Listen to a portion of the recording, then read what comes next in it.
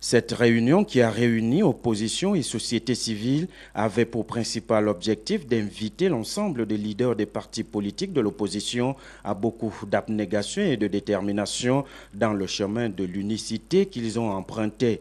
Pour la société civile, ce n'est que dans cette dynamique de regroupement que cette opposition peut véritablement se faire entendre.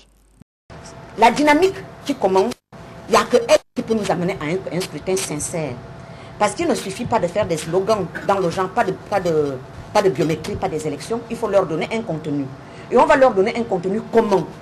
En démontrant une fois que le peuple gabonais ne veut pas d'élections sans transparence, sans liberté, pour aboutir à un scrutin sincère. Toujours pour cette société civile, les pièges seront nombreux, à eux d'être vigilants et sincères face à leur engagement. Nous vous prions sincèrement, très sincèrement,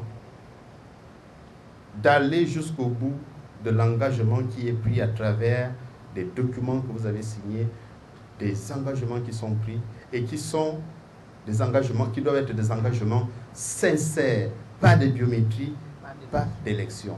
Quitte à renvoyer les élections en 2013, ils ont ramené la biométrie en 2013, pourquoi ne pas ramener les élections législatives pour 2013, à condition que les choses se passent dans la transparence la plus totale.